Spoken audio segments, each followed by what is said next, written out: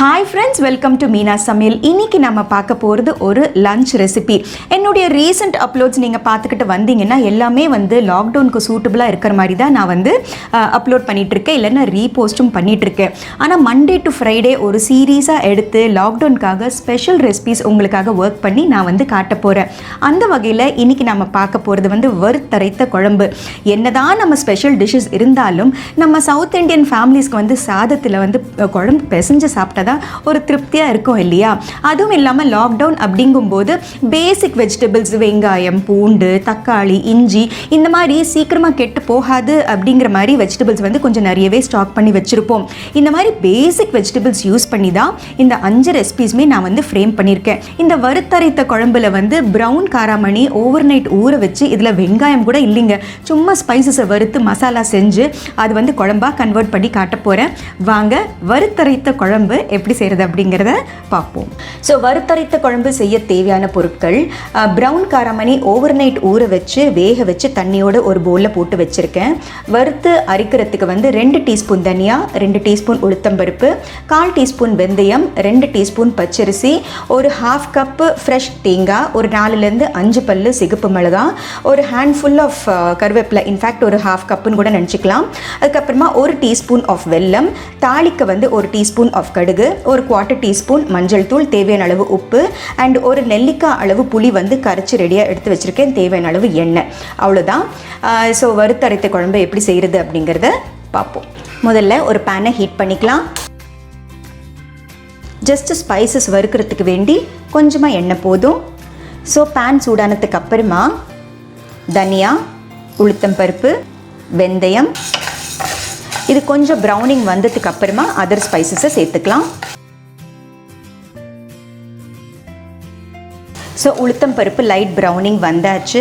அடுத்தது red chilli சேர்த்துக்கலாம், கருவேப்பிலை, பச்சரிசி சேர்க்குற காரணம் கொஞ்சம் திக்னஸ் கொடுக்கும் குழம்பு. கருவேப்பிலை நிறைய போடுறதுனால குழம்பு நல்ல வாசமாக இருக்கும். ஸோ ஃபைனலாக தேங்காவும் ஒரு 2 நிமிஷம் நம்ம வதக்கிக்கலாம். இந்த குழம்புக்கு வெங்காயம், தக்காளி எதுவுமே தேவையில்லை, வெறும் அந்த சுண்டல் மட்டும் இருந்தால் போதும். இந்த ஸ்பைசஸ் எல்லாம் நம்மளுக்கு வீட்டில் இருக்கிறது தான். ஸோ இந்த லாக்டவுனுக்கு ரொம்ப ரொம்ப ஏற்ற ஒரு ரெசிபி அப்படின்ட்டும் சொல்லலாம். நான் இந்த ப்ரௌன் காராமணி போட்டிருக்கேன்.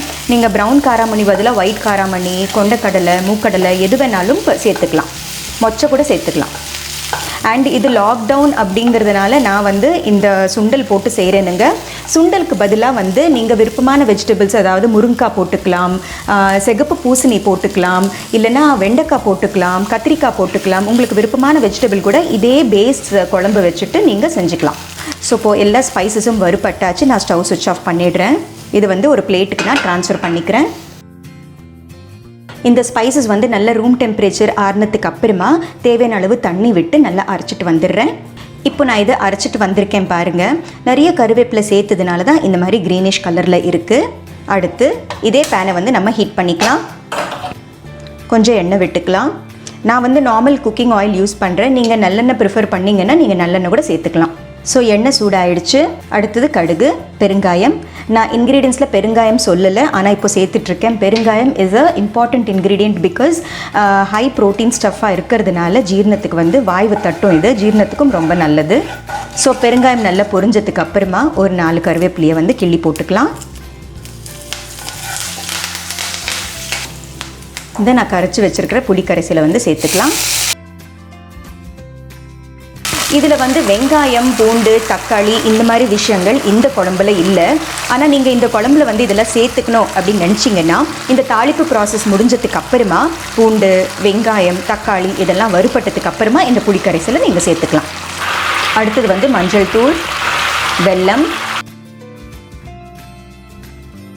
இப்போது அடுத்து இந்த வேக வச்சு இந்த தண்ணியோடு சேர்த்து நான் இந்த சுண்டலை ஆட் பண்ணிடுறேன்.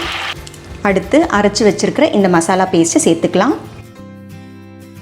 அடுத்து இந்த தண்ணியோடு சேர்த்து நான் இதில் ஆட் பண்ணிடுறேன். அடுத்து இதுக்கு தேவையான உப்பை சேர்த்துக்கலாம். நான் கல்லுப்பு சேர்க்குறேன். சுண்டல் வேக வைக்கும்போது உப்பு சேர்க்குற பழக்கம் இருந்தால் பார்த்து சேர்த்துக்கோங்க. இந்த குழம்பு இப்போ நல்லா கொதிக்கட்டும். நம்ம பச்சரிசி போட்டிருக்கோம் இல்லையா, அது வந்து அப்படியே திக்னஸ் கொடுத்துரும் நம்மளுக்கு. ஸோ ஒரு 2 நிமிஷம் நம்ம வெயிட் பண்ணலாம். ஸோ இப்போ ஆல்மோஸ்ட் 5 மினிட்ஸாக நம்ம குழம்பு கொதிச்சிட்ருக்கு. ஸோ நல்லா திக்காக இருக்குது பாருங்கள். இந்த தனியா, உளுத்தம்பருப்பு, பச்சரிசி இதெல்லாம் சேர்த்து வந்து நல்ல திக்னஸ் கொடுத்துருக்கு. நல்லா இன்ஃபேக்ட் அந்த கருவேப்பிலையை அரைச்சி போட்டது கூட நல்ல கமகமான வாசனையாக இருக்குது. பூண்டு போட்டால் தான் வாசனையாக இருக்கணும் அப்படிங்கிற அவசியம் இல்லை. கருவேப்பிலை அரைச்சி போட்டதில் அவ்வளோ கமகமான்ட்டு வாசனையாக இருக்குது. ஸோ இப்போ நான் ஸ்டவ் சுவிட்ச் ஆஃப் பண்ணிடுறேன். ஸோ வறுத்தரைத்த குழம்பு இஸ் ரெடி.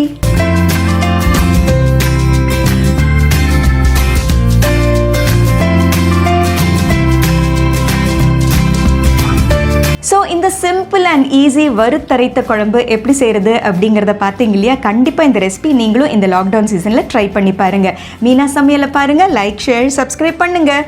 பை.